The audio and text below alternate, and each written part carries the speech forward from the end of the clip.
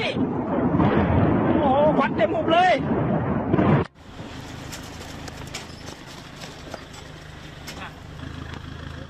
Halo semuanya, nama saya Aina, saya dari Kamboja.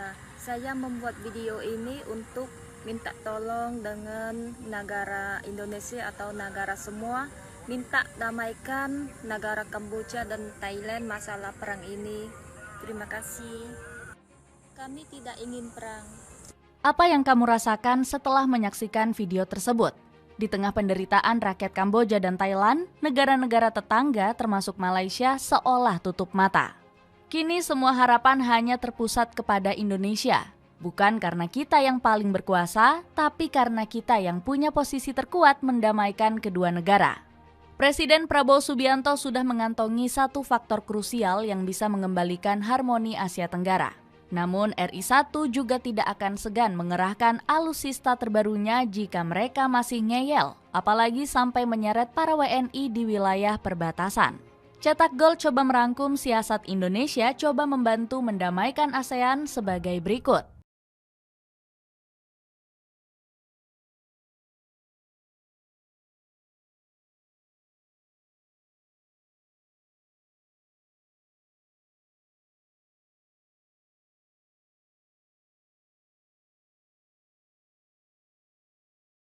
Kekuatan Malaysia yang sulit mendamaikan.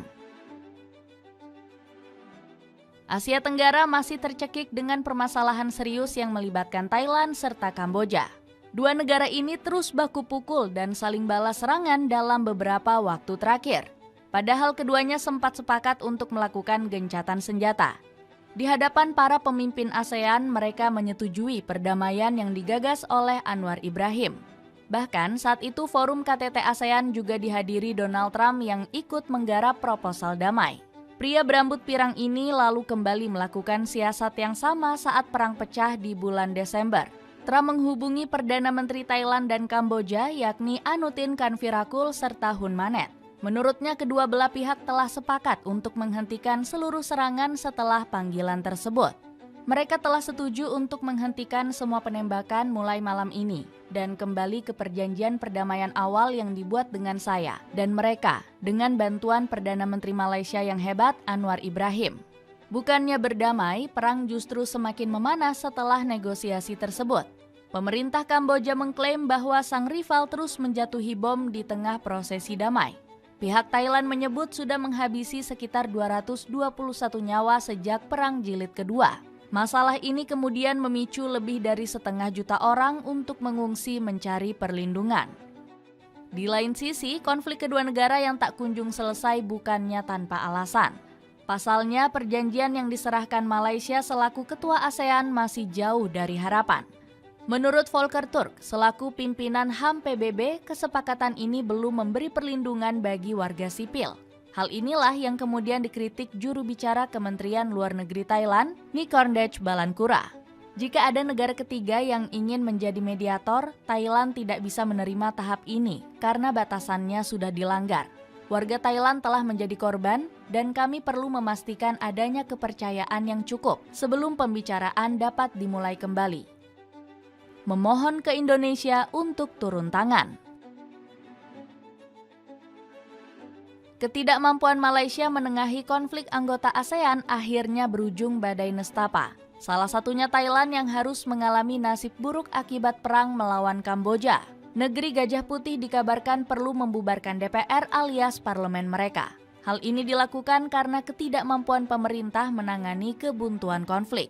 Mulai dari masalah ekonomi dan banjir, ketegangan dengan Kamboja, hingga perbedaan pandangan mengenai amandemen konstitusi.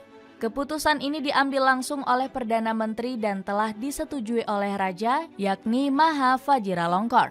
Adapun tujuan dari manuver ini adalah untuk mengembalikan kekuasaan sepenuhnya ke tangan rakyat. Dengan begitu, Thailand bakal membuka jalan untuk pelaksanaan pemilu lebih awal, sekitar 45-60 hari atau paling lambat di awal Februari. Namun pemberlakuan manuver ini bukan berarti Thailand sudah bebas dari masalah Kamboja. Perdana Menteri Anutin menyebut pembubaran DPR tidak akan mengganggu operasi keamanan. Thailand masih waspada dengan siasat Kamboja sampai harus memberlakukan jam malam. Surasan Kongsiri selaku juru bicara Kementerian Pertahanan juga terus mengecam operasi militer Kamboja. Telah menjadi bentrokan terus-menerus sejak Kamboja kembali menegaskan keterbukaannya terhadap gencatan senjata. Kamboja harus menghentikan permusuhan terlebih dahulu sebelum kita dapat bernegosiasi. Sementara itu, kubu Kamboja juga tidak kalah mengenaskan. Bahkan muncul video viral di sosial media dari seorang wanita Kamboja yang tinggal di Indonesia. Wanita tersebut memohon uluran tangan Bumi Nusantara untuk mendamaikan masalah negaranya dengan Thailand. Ini untuk minta tolong dengan negara Indonesia atau negara semua, minta damaikan negara Kamboja dan Thailand masalah perang ini. Terima kasih. Kami tidak ingin perang. Prabowo turun tangan dengan kekuatan alutsista yang lebih gahar.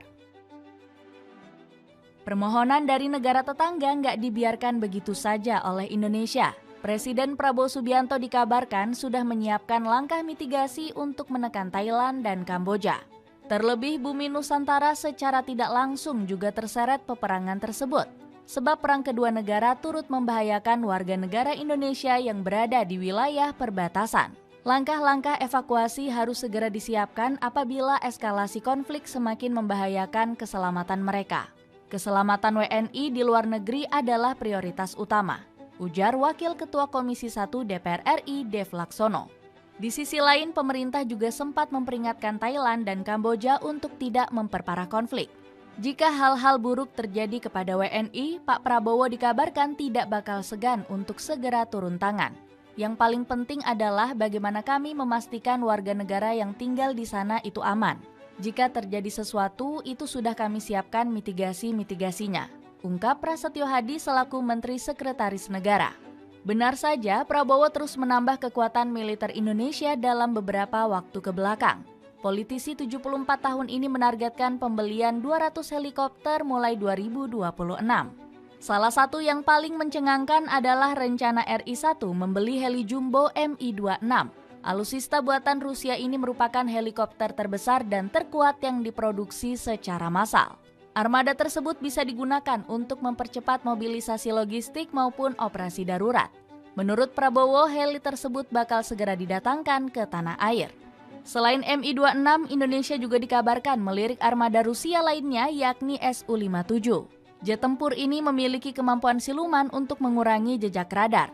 Fitur ini sangat sempurna untuk memaksimalkan kekuatan penghancurnya yang bisa melumat target darat maupun udara. Terus menambah alusista canggih, pemerintah Indonesia tentu tidak akan buru-buru bertindak dalam konflik Thailand dan Kamboja.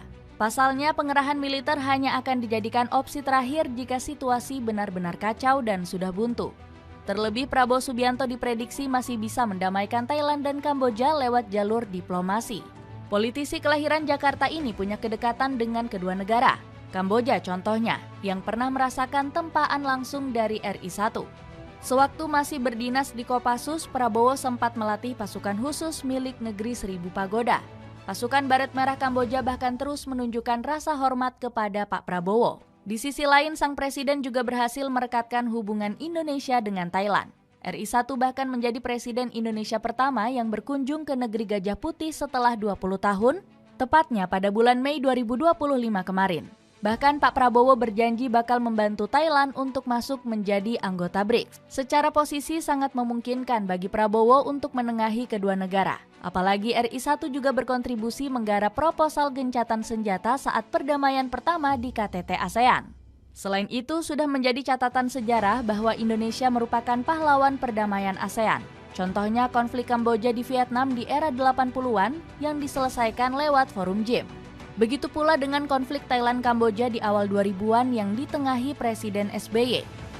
Kini giliran Pak Prabowo yang berpotensi mengukir sejarah tersebut. Presiden Prabowo bisa melakukan audiensi dengan Raja Thailand dan Kamboja, guna memohon kesediaan mereka untuk saling bermusyawarah. Tutur pakar hubungan internasional Universitas Padjadjaran Teguh Reza Shah. Ulasan peran besar Indonesia menengahi konflik ASEAN. Bagaimana pendapatmu? Apakah Prabowo Subianto mampu mendamaikan perang Thailand dan Kamboja? Coba tulis pendapatmu di kolom komentar di bawah ini.